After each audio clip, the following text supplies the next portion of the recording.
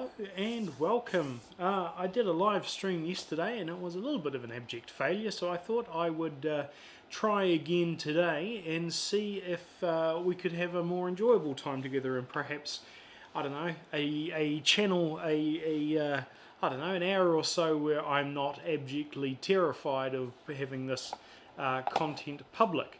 So I thought I would just go live and see what happens. I'm not sure how many people are going to bother to check in at this point, but we will see. I'm trying to multi-stream across many different platforms. I'm trying to stream across Facebook and YouTube and Twitch and another one called Sessions Live, just to see whether any of this works or happens or whatever.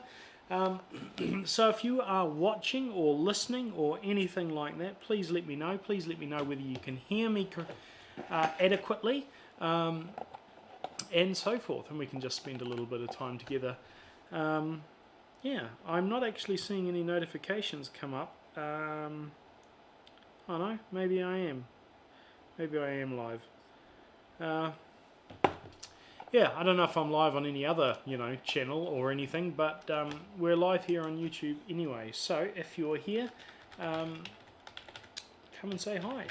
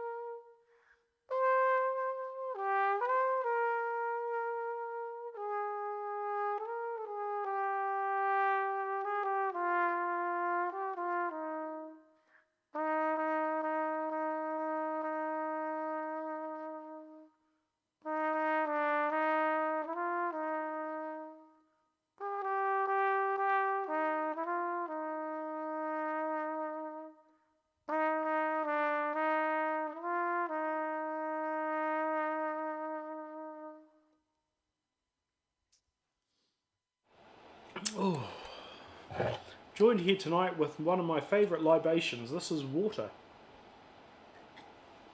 It's about 5% valve oil by weight. It's a concoction that I mix up myself, and it's it's a little bit potent, but hits the spot. For some reason, we do have some live chats now. Ha ha ha. Right there.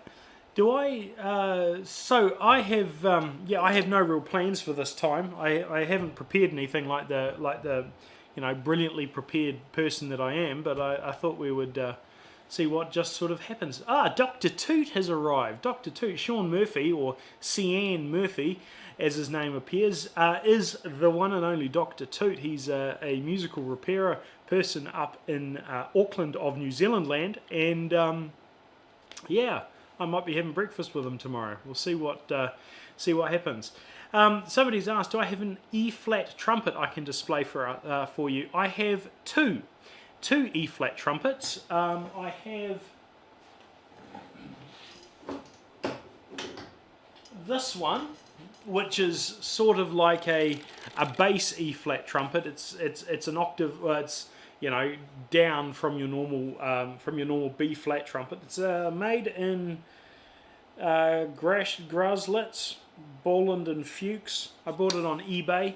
And other than this piece of elastic, which is necessary to get the first valve to actually return, it's actually not a bad instrument. The mouthpiece is about 4 litres of dust accumulated in there, so I'm not going to try and play it. But in addition to this E-flat trumpet, I also have an E-flat trumpet an octave higher than this. And I'm just seeing if I can see it on my shelves of many things. Yes, I can. I'll go get that for you and show you that too. Hold on.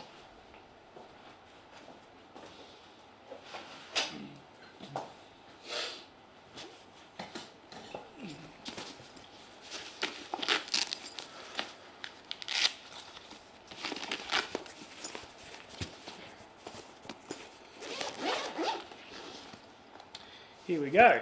My other E-flat trumpet. So this is a normal E-flat trumpet, and this is my, I think it's an E-flat. It might actually be an F, but this is my sort of lower trumpet.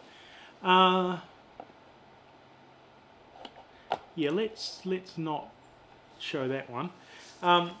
This one is was made in China. It actually cost me, I think, $120 US when I got it. I got it a number of years ago. I'm actually surprised that the valves still move up and down. The brand is a Snorf. It's got a paw print of my old cat, and I got them to engrave Snorf on it.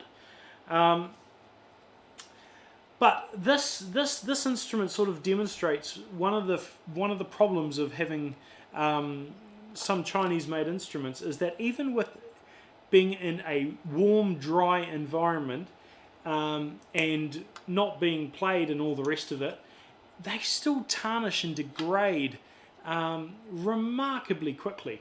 Like there's bits of corrosion around the mouthpiece receiver where the lacquer is completely worn off. There's some spotting on the valves, on the bell section here.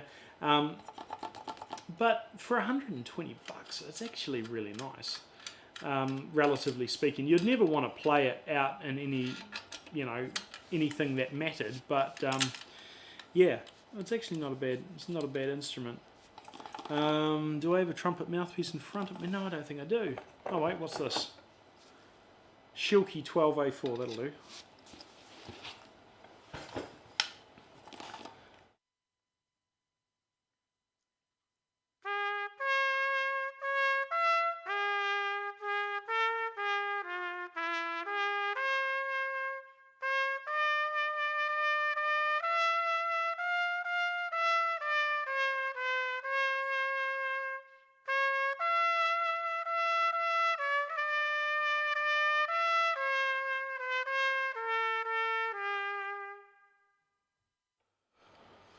So that's my E-flat trumpet. A person with more talent would be able to play that and make it sound nicer. I always notice that with me, whenever I try to play a higher pitched trumpet than B-flat, really, you can sort of tell by the tone. I can't get that sort of pure tone out of the higher pitched trumpets than what some other people can. A mellophone. I don't actually own a mellophone anymore. I've got some instruments that are part of the wider mellophone family. So I have a tenor core over on my filing cabinet over yonder, and that's it's a member of the mellophone family. It's sort of like a curved mellophone. I've got a mellophonium, but I don't have any just sort of normal mellophones, really. Somebody's wanting me to play clarinet.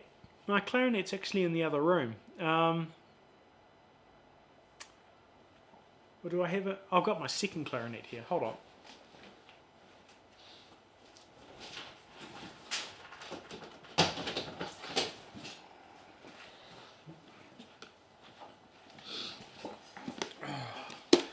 This my wife bought for me years and years and years ago. Oh, it's even got a reed in it. Oh, the cork is all... yeah. The cork is starting to disintegrate on this.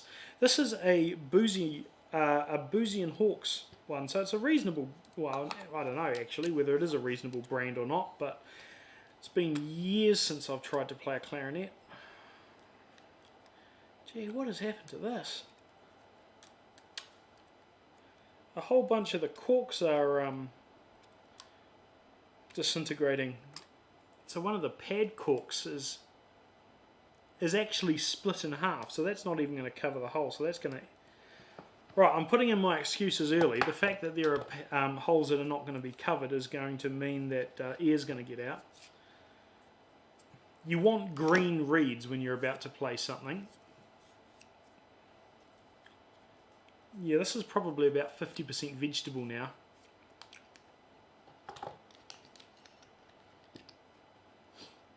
So I could have used this one, couldn't I?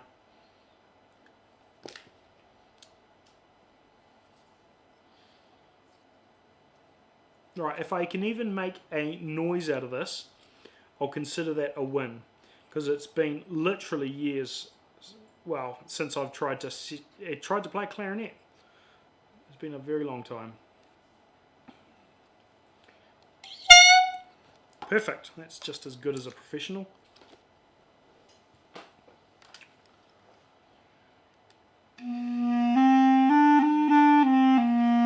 Now, what's the clarinet fingering?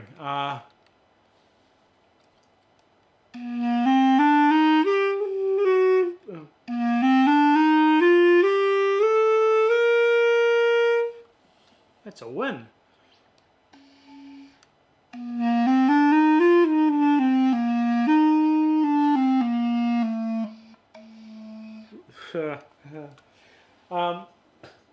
Yeah, that's about enough of that rubbish.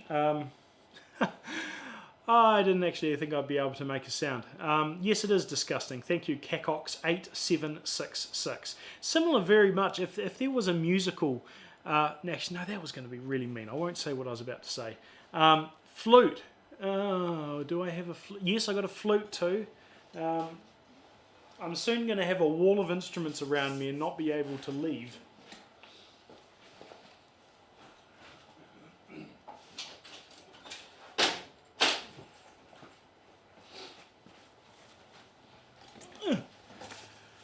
Hello, Trent Bob from Arkansas.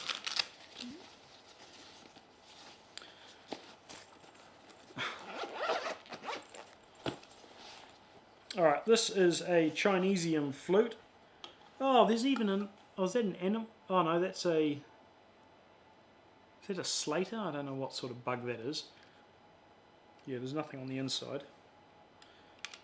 Of course, if this was Australia instead of New Zealand, you would actually have to check your instruments to see if there were any sort of living animals in there. Right, if I can get a sound out of this, it'll be even more miraculous.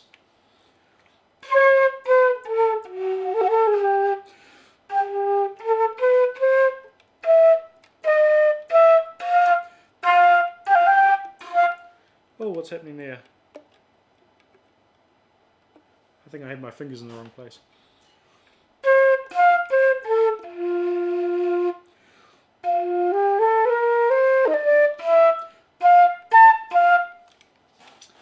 Yeah, so there's a flute. I used to be averagely acceptable on flutisting, but it's been an even greater number of years since I've tried to play flute. So, all right. So we've actually. Oh, Mr. Buddy Rowe has sent me a super chat. Thank you very, very much. Super chats are one of the reasons why I do live streams, because it genuinely helps. Helps me keep this sort of stellar enterprise running. Gee, my hair's going thin. Far out, I'm old. But yes, I appreciate it. Anyway, we've got an actual question. Gregory Snicklehith, I hope I pronounced that properly, I think Snicklehith. I'm playing lead trumpet in my jazz, yes, and the notes are starting to get way higher than what they were last year. Other than just practicing, obviously, do you have any tips on how to get the high notes? Well, a couple of things. Number one, clench. Clenching is one of the most valuable tools that you've got. If you can clench very tightly, imagine you're trying to split open a coconut with your buttocks, then that will very much help you play the higher notes. The other thing you can do is sing instead of play. This works particularly well if you've been castrated. If you haven't been castrated, then you're perhaps not going to be able to sing those high notes. For instance, I can't sing hugely high. The other thing is, I don't know, play an instrument that has more reasonable notes to choose from. High notes on a piano, for instance, are particularly easy. Yeah, that's all the suggestions I've got from my years of musicianshiping. Jonah Nugent, how old are you? I'm 32. Turned 32 just over a week ago. It was my one of my shortest birthdays. It was my 32nd birthday, so it lasted less than a minute. But still, that's how old I am. Javier Valenciano Porras, which I definitely mispronounced, asks if I can play bassoon. I don't actually have a bassoon.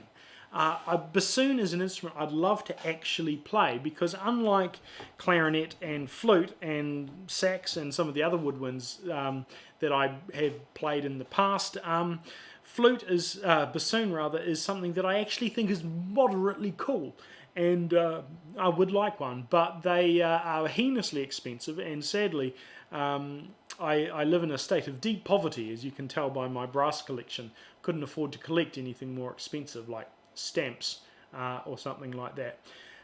Christian Trumpet asks, how many instruments do I think I have? I have over 110. Some of them are just literally a box of bits. I've got a couple of crates of bits behind me. But other ones are complete, and so I have all sorts of things. Yeah, so that was the answer to that question. Hey, what was your very first instrument? I'm personally a trombone player and saw you based off all those, so just curious. I first started learning cornet at the age of 4.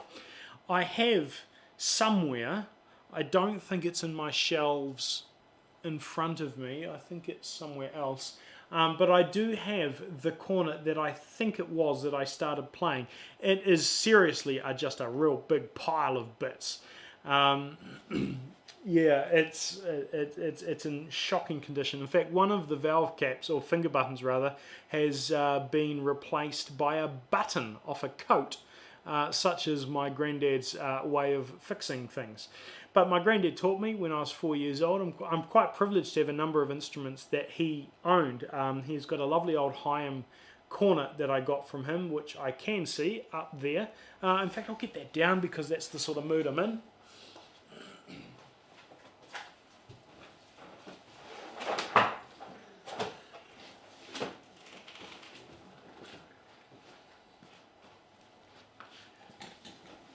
So this instrument here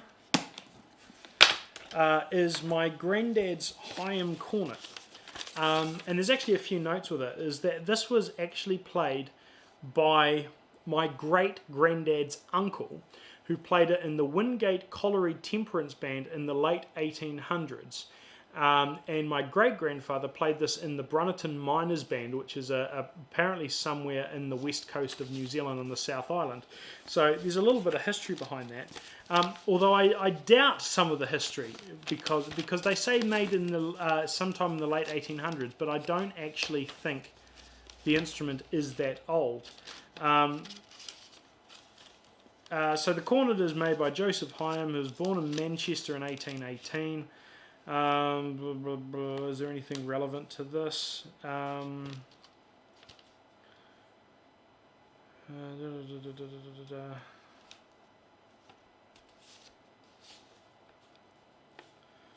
I haven't actually read this.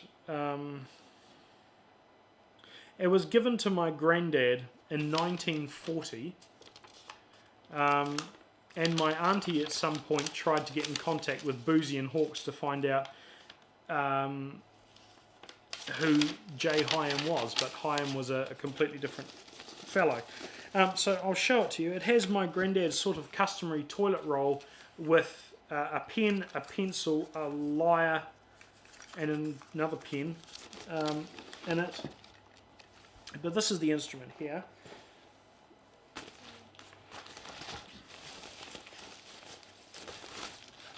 So this here is my great-grandfather's cornet. This is a... I'll read the engraving on that. It's beautifully engraved all the way up to the top of the bell crook. It's a standard class exhibition, prize medals awarded to J. Hyam Maker, 127 Strange Ways, Manchester, England. And it has a serial number in the 47,500 range. I've never done a video on this instrument before, but in fact it might actually be true that this is the cornet that I learnt on. I don't know actually. I just know it was my grandfather that taught me. Yeah, so this is his. Have I got a cornet mouthpiece in front of me? Yeah. Oh, that's the world's cheapest cornet mouthpiece. I'm not going to put that near my face. And I think the only other mouthpiece, bollocks, the only other mouthpiece, that's a horn mouthpiece. Oh, this looks like a cornet mouthpiece. What's this? Generic Chinese cornet. Oh, it doesn't even fit. So this is a small bore cornet, but I don't know, I'll play some notes for you.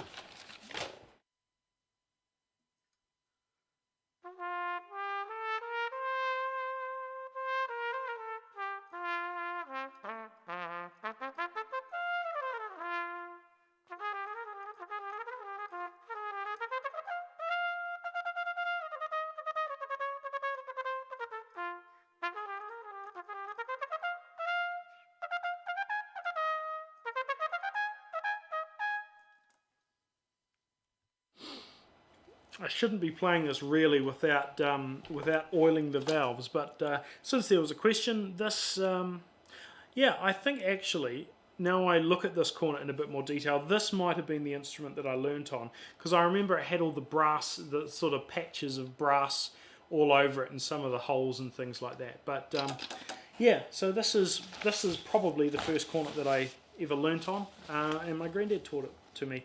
It's not the only instrument of my grandfather's that I have. This instrument here, this round horn thing, according to some resources, it's a curved vocal horn.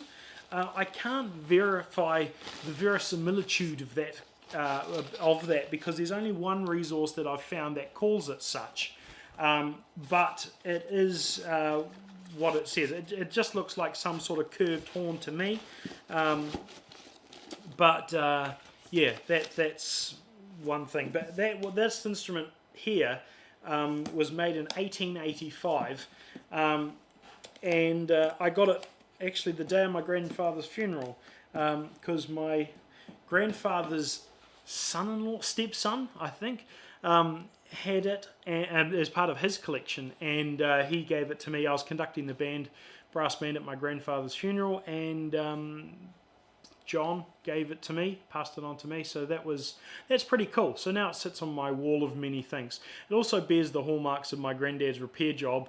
You may be able to see there on that curve, it looks like it's actually been fiberglassed to try and repair something, but yeah, I've not ever tried to do anything with that. Right, where's some other questions?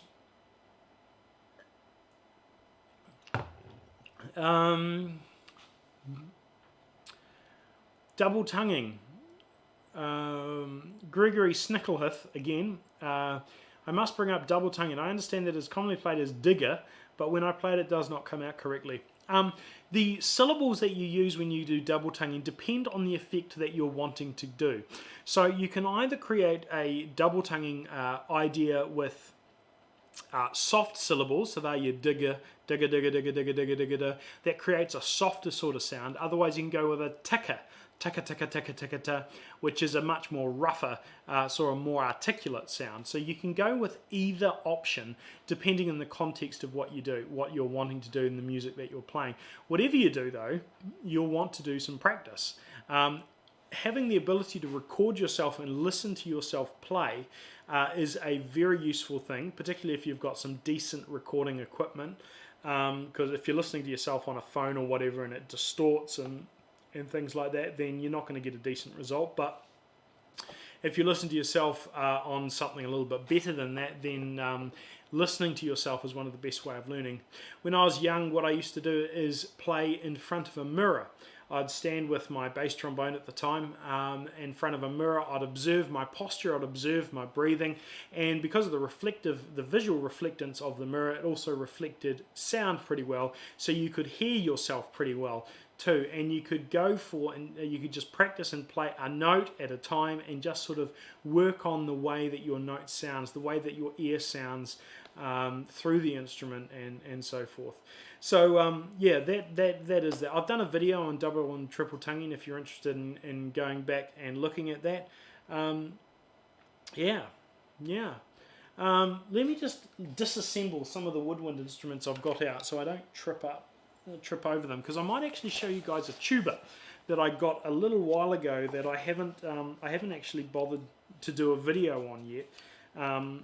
But I saw a tuba on, New Zealand's got an auction site called Trade Me that's sort of like a version of eBay, but it's just here in New Zealand. I saw a tuba advertised on there a little while ago. It's actually an F tuba, so sort of designed for orchestral purposes. And I bought it because the person said that it didn't work. Well, it turns out that it works just fine if you breathe into it. So the person that sold it to me was a fairly small person, and as a consequence of that, they probably didn't really have the ability to fill it with air to the extent that it would require.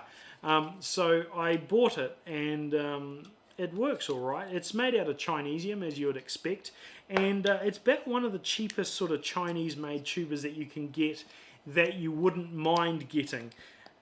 Some of the really inexpensive Chinese-made instruments are just, I wouldn't bother with them personally, but this is sort of mid-range.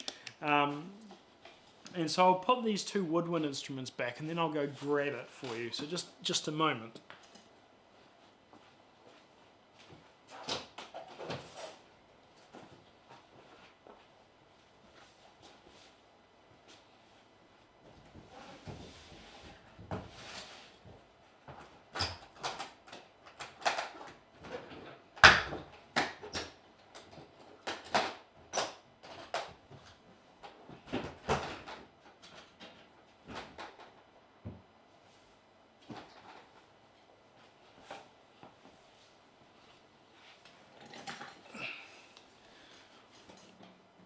So this is my, this is a Knight, K-N-I-G-H-T brand tuba.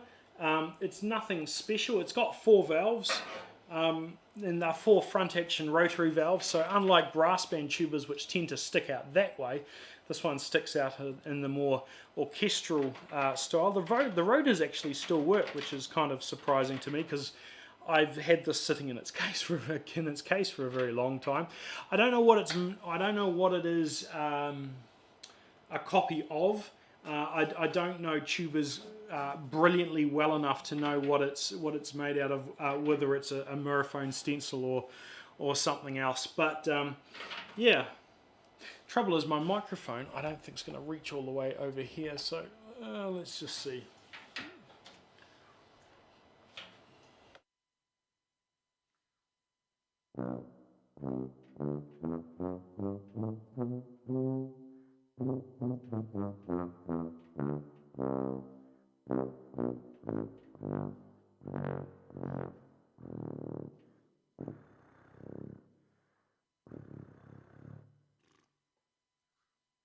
So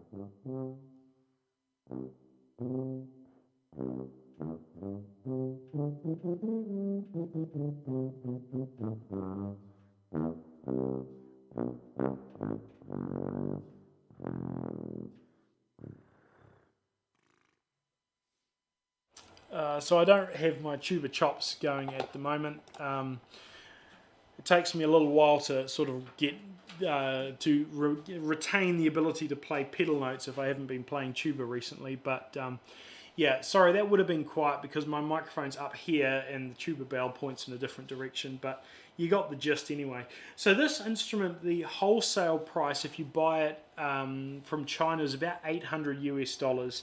And so the retail price for something like that is probably anywhere from double that to anything that the person wants to sell it for. I think new this would have retailed probably around 1,500 US dollars, something like that. There's nothing special about it. It doesn't have any soul or life or anything that's exciting. But it's, I don't know, I don't have an F tuba, so it is an F tuba. I'm actually thinking about selling this because I have no real need for it, given the fact that I haven't actually played it for ages, really. But yeah, I bought that because the opportunity existed. And that is really the way that I get into trouble. An opportunity exists. And no, this is not a left-handed tubist, it's just tuba. It's just because, you know, you play with your right hand. It's just the valves, instead of holding it up like this, you hold it around the other way. So that's what that is. Oh, I've got that distinctive, unloved brass smell on my hands now. LeBron asks, I want to play tuba, but I play trombone currently. Would the transition be easy? It depends how you define easy. Some people would struggle with it, other people would not struggle with it so much. Give it a go, see what you think. Yeah. What else can I show you that you guys might be interested? I think, another instrument I'm thinking about. I got this little plastic thing of bits, and I don't actually know what it comes from. So I've been too afraid to throw. It looks like some plastic cover. Oh, it might be from. No, I don't. If anyone can identify what this indescript plastic bag of plastic bits is, please let me know, because I want to find out what it's from before I throw it out and then regret it. So another instrument that I obtained recently that I haven't actually done a video on, and am also considering getting rid of once I've done a video on it, is this. This is my Selma radial trumpet. Now these are kind of special because the three valves are not in, three parallel lines. They have a 2-degree slant on them. So this one is slanted that way by 2 degrees, and the third one is slanted the other way by 2 degrees. The idea behind this is that it's supposedly just a little bit more comfortable, and it is actually quite comfortable to hold. This is a medium large bore trumpet. The Selma radials, they came, I think, 33, 66 and 99 was stamped on the mouthpiece receiver here. So this is a 66, which is their medium large bore one. It was a professional grade instrument of its day. Yeah, and it's unfortunately though, the mouthpiece receiver appears to have been stretched at some point. So when you put a mouthpiece in here, it goes in too far and it sits right inside the lead pipe. So inside this, there's a little bit of a step where the lead pipe starts inside this outer tubing here. And if the mouthpiece receiver is too big or has been stretched, such as what this has, the mouthpiece goes in too far and the end of the mouthpiece sits right on the end of the lead pipe, and that creates some very weird experiences as far as your partials and slotting is concerned. So I've actually had a couple of people play this instrument, and they all find it's a bit weird. In fact, when you put the mouthpiece in, you can hear it actually hitting the end of the lead pipe, and it rattles, it wiggles around here, so it's not actually seated correctly. So I think, I don't know, the mouthpiece receiver here needs to be returned. or needs to be replaced probably. I don't know if there's any way to repair something that's been stretched for brass. So consequently, as I was saying, whenever I've had a professional or somebody play it, they've actually said that they've not liked it because of that experience. But the valves are gorgeous on it, and it's yeah, it's a nice instrument. It's a nice instrument. I like it. Yeah, and I'd probably play it more if it had a properly sized mouthpiece receiver here. But I'll play a little bit of it on it for you.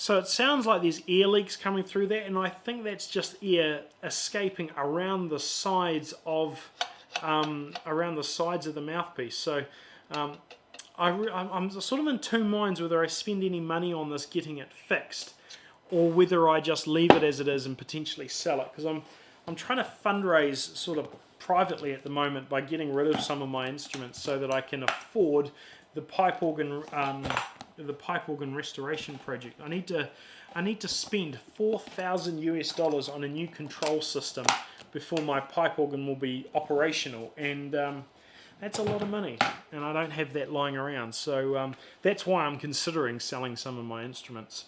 Tony Heavy Industries asks, do I have any instruments with copper bells? Yes, I've got a Condirector cornet somewhere. Yeah, it's in my case over there. I won't play it because I need to repair the bell has got a whole lot of dents and things on it, so I need to actually repair that, and that's actually a repair that I can do adequately myself. So yeah.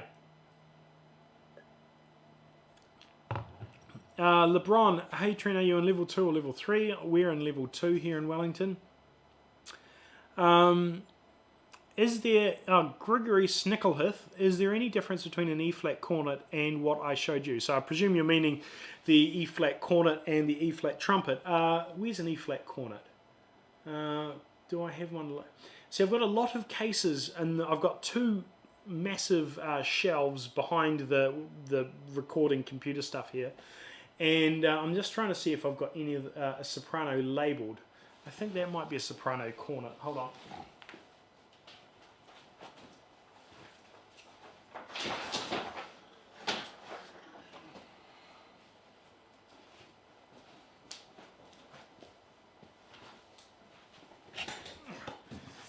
I think this is a soprano cornet in here, and indeed it is. This is a Boozy and Hawkes Imperial soprano cornet, and it is in the key of E flat. This is actually, I think, this is the soprano cornet that my dad used to play when he used to play cornet.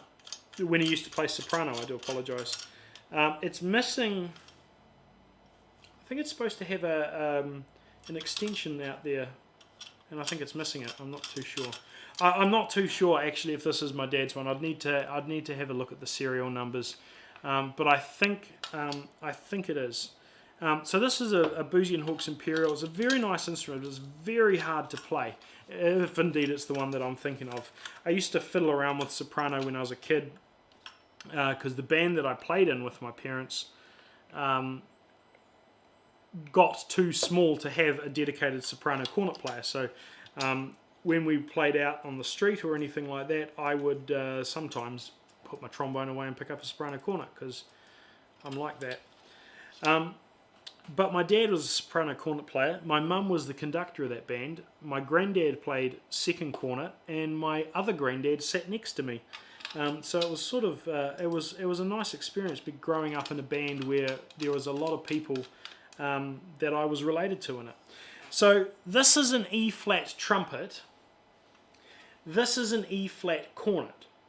An E-flat trumpet is like a trumpet in the sense that it has a largely cylindrical bore. The size of the bore between here and here doesn't change by any noticeable amount. It's the same diameter most of the way through the instrument, and then it just gets bigger from about here, and then you got the flare out the instrument. The E flat cornet, on the other hand, is what we call a conical board instrument, where the bore size at the mouthpiece increases when we get to the point where we get to the valves, and it stays the same inside the valve casing, and then it gets bigger again. So it's not a huge difference. It's also, the instrument's a little bit more compact and so forth. The difference in tone when you get a good player is that an E flat trumpet sounds a lot more brassier, a lot brighter, and an E flat cornet sounds a little bit mellower and a little bit sweeter. This one is absolutely missing the, it's supposed to have a little shank, because you tune these by pulling in and out the lead pipe, which is sort of like a flugelhorn. I need to fix the valve guides on this because it doesn't seem to like being seated correctly. But I can't play this for you because I didn't realise that it was missing its lead, missing its tuning shank, but it is. So you put a mouthpiece in and it just wobbles around. If I put a trumpet mouthpiece in, does that? Oh yeah, trumpet mouthpiece sort of works. Oh. First valve stuck.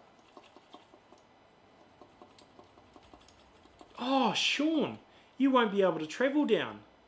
I didn't realise that. So Sean Murphy is Dr. Toot up in Auckland, the guy I recorded the BAC videos at his premise, and he was going to be driving down to Wellington tonight, but with it being level 3, he won't be able to. So I'm not going to have a charming older man to meet for breakfast tomorrow. That's very sad. Yeah, oh, sorry to hear that, Sean. But it's a good thing that you reminded me about that. I must say the valves on this cornet are so much nicer, despite the fact that they stick. They're visually so much nicer than any of the Chinese ones that I've seen. No, it's still sticking. Oh, yeah. Okay, so I'm not gonna play this cornet. I should probably get it sent to somebody to get repaired or something, but yeah, so hopefully that answers, in a very long-winded way, that answers the question about the differences between the E-flat trumpet and the E-flat cornet. Right, where's some other questions? Yeah, it's just before 8 p.m. here. Right, Jason Cannon, he has a euphonium solo coming up. Any tips to minimise stage fright? See, that's a hard one. I used to be really nervous when I played, and I used to have troubles with dry mouth. I'd get on a stage when I was playing a solo, and my mouth would just go incredibly dry. And what I used to do is whenever I'd go on stage, I'd take a bottle of water with me, and if there were gaps in the piece, you know, between variations, or just I had some bars rest or whatever, I'd just take a sip of water, enough to keep my mouth dry. There are some techniques that I've been told about, such as biting your tongue quite firmly, which help your mouth to generate more saliva.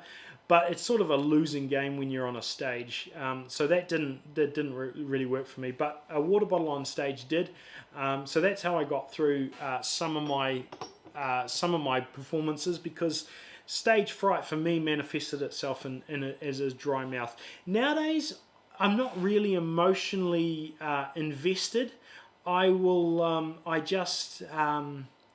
I don't know, I just don't really care. It doesn't matter to me as a person if I play perfectly or not very well or whatever. Obviously I practice so that I get into the best condition that I can be and give myself the best chance, but it doesn't bother me if I play well or, you know, mediocre, because it's not a profession, it's just a hobby, just an interest for me. And so as a consequence of that mindset, I don't really get stage fright anymore. Not that I'm competing anymore. I haven't actually played in a contest or anything like that for quite some time. So, I don't know. Some of that advice may be useful, some of it probably won't. Right. What's the valve block next to the mellophone? If you're referring to this, This is the valve section from my Bach 50B3 bass trombone. So this, I bought a Bach Stradivarius 50B3 bass trombone fairly cheaply. The slide's nothing to write home about, and it was of the age where the rotors were, in my opinion, undersized. The rotors were a constriction through the instrument. And so what I've done is I've taken the valve section out. I'm in the process of converting it to Thayer valves. Thayer valves are, in my opinion, one of the sort of two best valves that I've played, the other being Hagman valves, which are my personal preference. So I have this just sitting on my wall of many things. If anyone wants this, please let me know. Personally, I don't think it's particularly brilliant because, as I say, I think the valves, the rotors are undersized. But my bass trombone conversion project, there's videos on my channel about this, but the bass trombone conversion project that I'm in the process of is waiting for some new braces to be received from the United States of America land, and until I receive them, I can't do anything more. But then I'm actually going to pack up all the bits I've got, send it up to Dr. Toot, and he is going to fix it and he's going to reassemble it for me because he's much more talented than I am. So yeah, that's where these come. That's where they come in. Yes, the JP, the Jean Paul flugelhorn is working well. You would have heard me playing it a little bit. You would have heard me playing this a little bit earlier. I may play it again a little bit later. What is the extremely long trumpet looking item under the Trent Hamilton cross stitch over here? That is the valve section of a valve trombone. So this has Vienna valves, and no,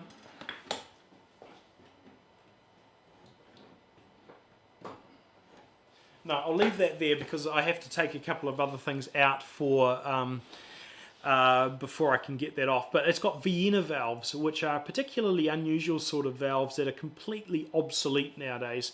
But it's an instrument that's very old. It's a completely unknown maker. I can't find any resources or literature about them on the interwebs. I popped into my local Google and asked Jeeves, and I still couldn't find anything about them. So yeah. Oh, Tuba Dylan, thank you so much for that donation. That is absolutely fantastic. How's my favourite YouTuber? Yeah, thanks, Dylan. That's great. I really appreciate that. Yeah, Corrupt Reverend. That's a juxtaposition of a name. No, I haven't. I was actually talking about the. Oh, gosh, it's so hard to point to things in a camera. This horn here, you're the one who sent me the resource that says it is a potentially a curved vocal horn. I haven't, or a ballad vocal horn, I think you said. I haven't found anything else to corroborate that either way. So it might be a vocal horn. It may just be some other sort of alto or tenor horn. John Paul bass trombone or Jupiter? I haven't heard that John Paul or Jean Paul or however they pronounce themselves. They don't do a bass trombone that I know of. I don't have my Jupiter bass trombone anymore either. I wish I still had that because it was quite a nice instrument. My main bass trombone at the moment, whilst my Bach is in many pieces, is my King 7B, which is a nice, reliable trombone. It's not the biggest instrument out there, but it'll always do what I want it to do. I've sort of developed that relationship with the instrument, whereas I know how to make it get the sound that I want it to get, and that's probably more important than having an instrument with all the bells and whistles. What's my opinion of mariachi? No idea. I'm not familiar with it very much at all. Jay, any tips for increasing your range? Strength exercises. If you want to be able to throw an instrument further, you need to work on your strength, particularly explosive strength. So sudden bursts of strength as opposed to, resistance training or things like that. So if you want to increase your range, yeah, just work on your strength. Of course, that's not a helpful answer. If you're wanting to work on range, then a useful thing is to practice glissandos just with a mouthpiece. And so if you start off going something like,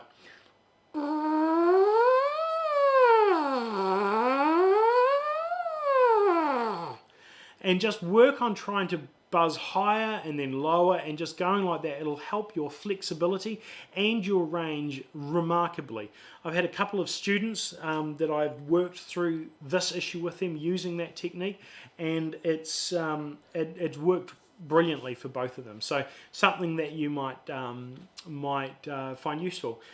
John Packer bass trombone. I've not tried it.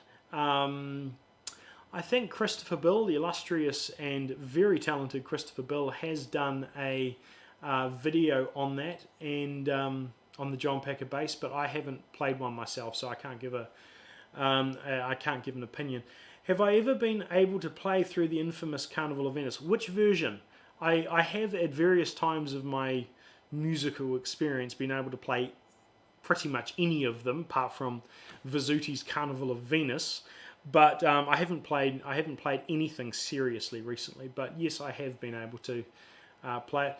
A lip trill. Lip trills are a thing about is something you just need to practice and work on. Some people find that it helps with to have a metronome keeping time for you, and you just start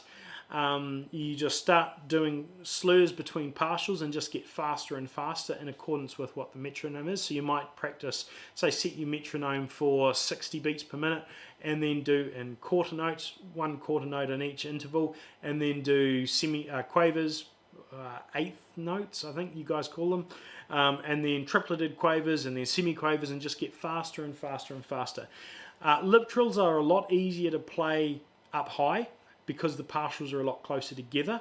But things with lip trills is that working on your intonation is really important. So actually practicing your lip trills slowly is as important as practicing them quickly.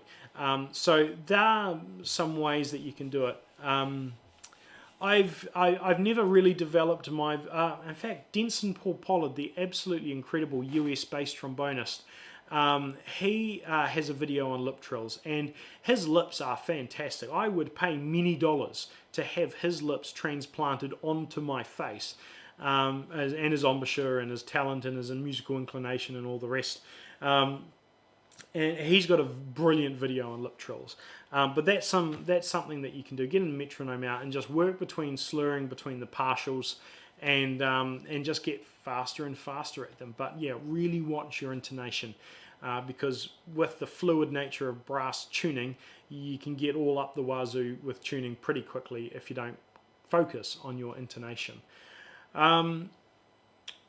Tuba Dylan is trying to get one of the tuba manufacturers to build him a mostly carbon fiber tuba.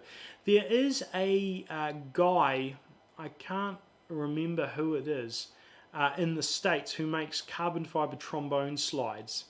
Now with a sousaphone, a tuba, you may not be able to get the crooks and things made out of carbon fiber, but any cylindrical pieces of tubing, such as all your valves, tuning slides, and some of the other sections, you would probably be able to get just simple carbon fiber tubing to replace with that. I don't know, but that might be an avenue that you can look down. Guy asks, I've been playing in a Salvation Army band for 5 years now, and I was thinking of buying my own cornet/trumpet. Any suggestions on what to buy? Butler, that's the name. That's the name of the guy who does the carbon fiber trombones. Yes, talk to him. He might be able to help you out somehow. Sorry, going back to the question about buying your own instrument. Seriously, try as many as you can and see what works for you. Yeah, I would try that, because you need to, for an instrument to work with you, you need to be able to build a relationship with it. You need to know its idiosyncrasies in and out, and yeah, trying to play a few, particularly if you can take one along to a rehearsal and just try it out and see how it works in context, is the best way of finding an instrument that works for you. Tuba Dylan, I have an all carbon fiber trombone from Butler and also a decarbo trumpet. No luck yet on the tuba.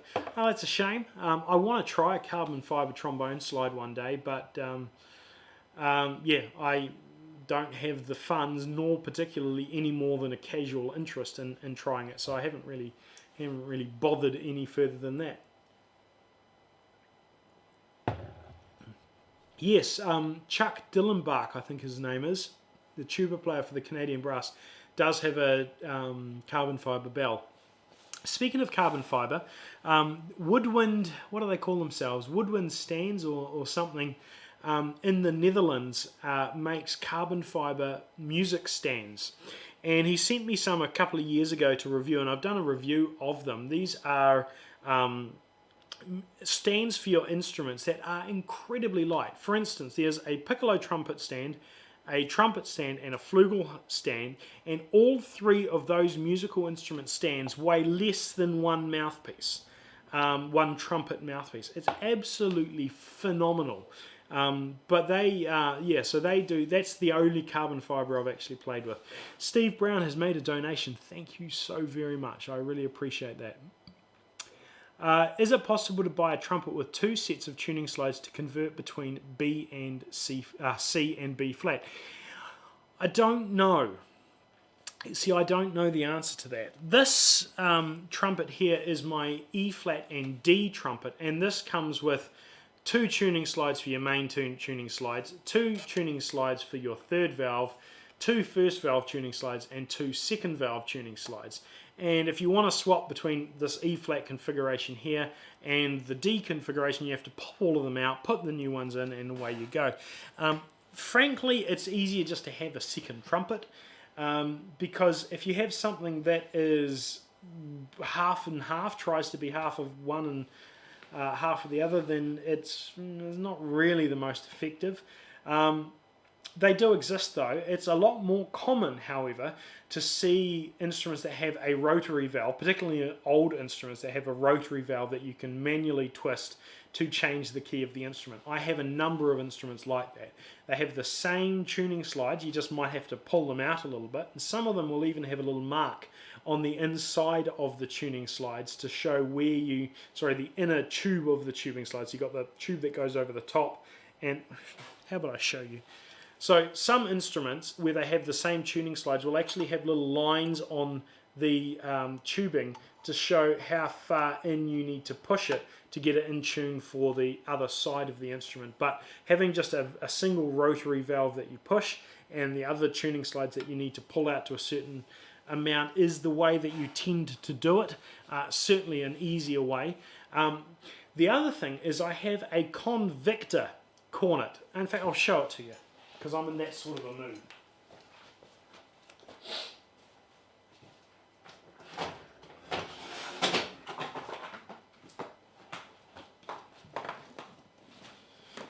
In fact, I actually have two convictor cornets. This one's actually got what looks like borer on the wooden frame of the case.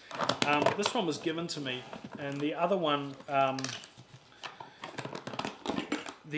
my wife gave to me. But this one's not in two keys. Sorry, I do apologise. Yes, it is. This one's in B flat and A. So this is the convictor. This is actually a cornet, despite it looking somewhat like a trumpet. And if I show you the inside of the... Oh, that is disgusting. I need to clean this out. Something shocking. If I show you the inside of the case, we've got a complete set of other tuning slides, as well as a screwdriver, a lyre, a cleaning rod, and a couple of mouthpieces here, all of which need a bit of a clean. But what this instrument has, and the reason why I wanted to show it, let me put the case down for a minute. Oh. Sorry, the case has got borer in it and it's just ripped it. Right, I'm going to have to fumigate that. That's disgusting. Here is a piece of the case that's just come out. That has all the structural integrity of a fart. That's quite gross. Anyway, the reason why I wanted to show you this is it has a particular mechanism. You'll see a bar that runs from the first valve through the second valve and into the third valve, and there is a little lever here. And the way that this works is that when you pull out one tuning slide, so I do apologise, you can tune each of the valves manually. There's a small tuning slide there and another section in the middle, just as there is over here as well. But when you pull out these slides, when they are lubricated, the way that they've got this set up is that the first valve, third valve and second valve all move in the correct relationship with each other to stay in tune. So when you pull out this bar pushes out, which pushes the second valve out a little bit, and it also pushes the first valve tuning slide out a little bit too. And the ratio of these three and the positions of them is enough that when you put this instrument into the key of A and pull out these tuning slides to the amount that's defined on here, it stays in tune. And the three valves maintain their respective tunings. So that is something that they did a way back when. This is, I don't know, 120 years old, 110 years old, 100 years old, something like that. And it was an interesting experiment. Sorry, I've just had a look at this and I've realised I'm wrong. I'm wrong in saying how this mechanism works. There is, in addition to what I've said, I don't know if you're going to be able to see this, but there is a little hook on the main tuning slide, tuning slide here. There's a little hook that catches this bar which runs the length of the third valve tuning slide. So when you pull out the main tuning slide, it pulls out the third, second and first tuning slides the correct amount to maintain the tuning, the pitch of the instrument. It's quite an ingenious mechanism. Yeah, so that's how that works. Now some of you might be asking what this is. This is called the Con Opera Glass tuning mechanism. It's a little screw thing here, and when you twist this, it adjusts the fine tuning of this particular part of the instrument. So it's an instrument full of innovation and complexity and things like that, and it now needs a new case because of what just happened to it. Yeah. So this is a nice instrument. I wouldn't ever imagine anyone needs this, but if you had an instrument that needed to change key, then this is, in my opinion, the best way that I've seen of dealing with the tuning implications of changing key. Right, Tuba Dylan, how is your back doing? I bet a carbon fibre trombone would help some with that. Actually, my main instrument at the moment is a UFO, so a carbon fibre UFO would be quite nice. My back's doing alright. All of the parts of my back that have been operated on are brilliant. My upper back is getting a little bit of a strain though, so I've got some exercises and stretches that I do with my upper back to try and help that out.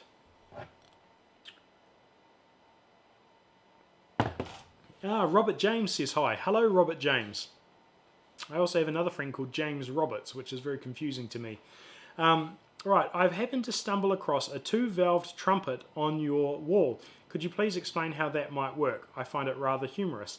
It's very similar to a 3-valve trumpet, it's just that it only has 2 valves. I've actually got 2 of these instruments. This here is an American Marching Corps G bugle. So it's a soprano bugle in the key of G, used for drum corps back when they had regulations that only permitted 2 valves to be in use. This instrument here is a French flugelhorn that has 2 valves for a reason that I have no idea. I don't understand why it only has 2 valves. I don't even know how old it is.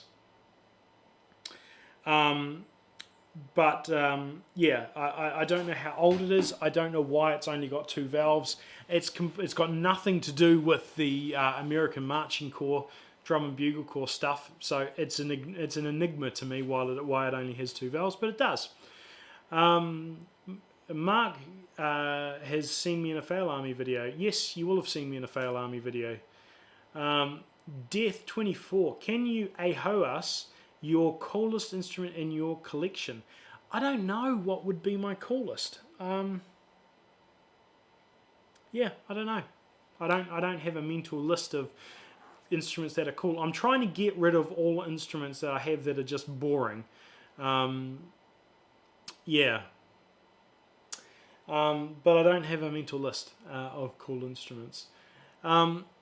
Trevor, the high school I went to actually had quite an interesting vintage trumpet with a key change valve similar to that sitting in the closet. I considering asking them to sell it to me, but it never happened. You probably should ask them to sell it to you if you're still in contact with them, because if it's got a key change mechanism, then it's probably too old to actually get used anymore, so you might as well appreciate it and have it in your possession, particularly if they don't want much for it, than having it just sitting in a band room on a shelf somewhere. I see what happens to those instruments, and it's not pleasant.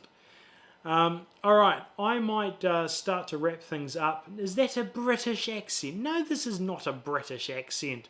This is a New Zealand, the majestic New Zealand accent, home of the brave and land of the free. This is what people sound like in New Zealand. This is what I sound like in New Zealand. And in fact, this is what I'd sound like if I was in England too. But no, I do not speak Britishish. I speak New Zealandish. What a rude thing. Alright, so if anyone's got any further comments that they would like to that you would like to make, or anything you would, I don't know, if you've got anything else you want to say or whatever, then please let me know. Otherwise I'm gonna wrap things up. So if I was British, I would have said British road to north. So I think I'll wrap things up. Thank you very much for watching. Thank you for those people who made super chats, donations. That is absolutely fantastic. I really do appreciate that. For those of you who are Patreon supporters, I really cannot say how much I appreciate that. If any of you are interested in buying some merchandise, then I have some new shirts that are available. There's one that's got the YouTube logo, but it says YouTuber instead. YouTuber. There's one that's got a trombone, picture of a trombone, it says Spit Happens. So if you're interested, check out the video descriptions and go along and see some of that stuff. I get a cut from any purchases that you make from the Spreadshirt store, so that I really appreciate that too. Otherwise, you can join me on Patreon. You can, I don't know, you can, there's a tip jar on my Facebook page and things like that. So I really appreciate that. It helps motivate me to do more of this stuff, as well as keeping the channel running. Thank you everyone very much for joining me tonight.